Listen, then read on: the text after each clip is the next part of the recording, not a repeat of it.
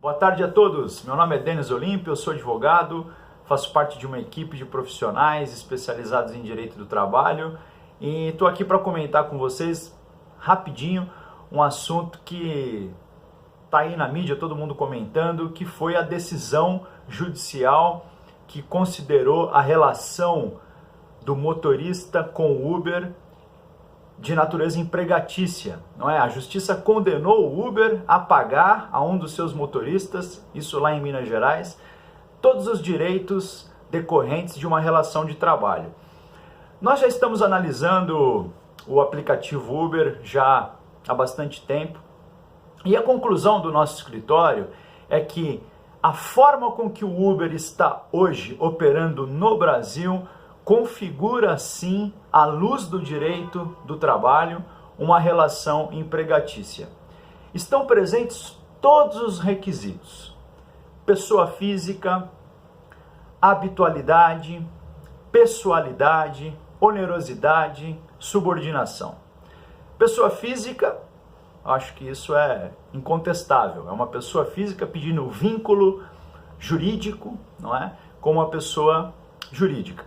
Habitualidade, me parece que todos eles trabalham 10, 12 horas por dia. O próprio Tribunal Superior do Trabalho entendeu que 3 dias por semana já configura uma relação de emprego. Pessoalidade também, eles não podem ser substituídos por outros no desempenho daquela atividade. O Uber faz entrevistas, treinamentos, exige currículo, então me parece que a pessoalidade também está presente. Subordinação, então, essa que é considerado talvez o requisito mais importante para configurar uma relação de emprego. A subordinação muito presente. Os funcionários, os motoristas são controlados, são punidos. O Uber exerce um verdadeiro poder de mando. Se o motorista não cumpre determinadas metas, ele é colocado no gancho, como eles falam. Olha só, gente, o Uber coloca o motorista offline, quer dizer, ele não tem possibilidade de fazer as suas corridas caso ele deixe de cumprir algum requisito, alguma meta que o Uber coloca. A questão da onerosidade, né? O motorista recebe diretamente do Uber, né? Então, de acordo com as nossas leis trabalhistas, essa relação ela é considerada uma relação empregatícia, em que pese ela ocorrer num ambiente, digamos assim, virtual. A Justiça do Trabalho ela considera o que nós chamamos o contrato realidade, né? É um princípio. É a primazia da realidade, né? Ela afasta a forma e analisa o conteúdo, o que acontece de fato, né? E o que acontece realmente à luz do direito do trabalho é uma relação de emprego. Então, eu vejo muitas pessoas dizendo que isso é um atraso, que o Brasil vai ficar para trás em relação a essas novas tecnologias. Eu não acho que seja bem assim. Eu acho que se o Brasil quiser evoluir nesse sentido, ele tem que criar leis para regulamentar essas novas realidades, né? Talvez criar uma lei específica para essas plataformas tecnológicas, porque veja, essas pessoas precisam ter proteção também, né? Eu converso com os motoristas lá do Uber, será que eles devem ficar sem nenhuma proteção? Será que o Estado, será que nós vamos realmente entender que eles não devem ter nenhum tipo de proteção? Bom, se eles não devem ter nenhum tipo de proteção, eles também deveriam ter liberdade, extrema liberdade, não é? Para decidir o caminho que eles querem tomar dentro dessa relação, como se realmente eles fossem autônomos.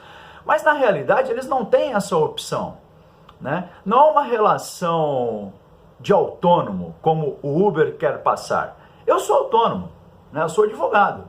Eu não sofro nenhuma punição se eu deixar de cumprir algo que o meu cliente não pode impor a mim uma punição. Meu cliente não controla o meu horário, né? Meu cliente não, eu não trabalho só para ele, eu tenho liberdade, eu sou autônomo. Olha, será que são todos, uma outra questão muito importante, será que todos os aplicativos configuram uma relação de emprego? Não é verdade, não são todos. Eu já analisei aplicativos, por exemplo, tem aplicativos para médicos, fisioterapeutas.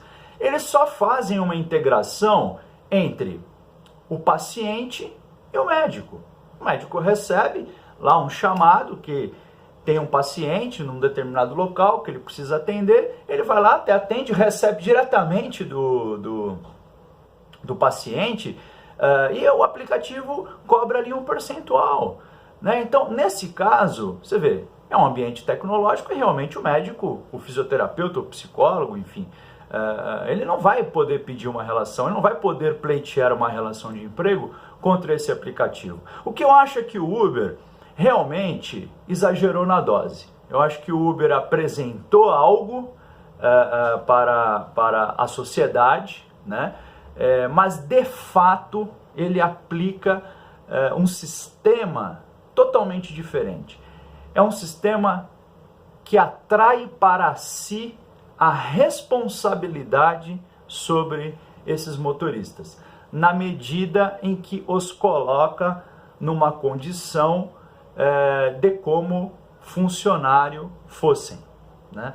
Então, o juiz, no nosso entender, julgou corretamente, julgou de acordo com as leis, e a gente tem que parar com essa história, né, de achar que lei é só para o outro, né? Eu tenho muita gente diz assim, não, nós estamos no Estado democrático de direito, né? Todos têm que ser julgados de acordo com as leis, mas na hora que isso tem que ser aplicado a algo que nos interessa, né? Porque nos interessa a nós consumidores. O Uber realmente está prestando um serviço bastante interessante. Eu sou usuário do Uber, mas isso não quer dizer que o Uber não tenha que estar sobre a mesma regra, que o Uber não deva ser julgado sobre a mesma lei, né? Então, nós brasileiros estamos aí nos acostumando a pedir justiça para o outro e misericórdia para nós, né? Na verdade, justiça é quando você pede justiça para si, não é?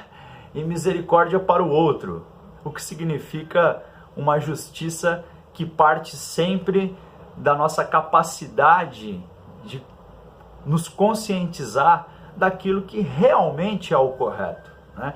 E nesse caso, à luz do direito do trabalho, a decisão é correta, sim.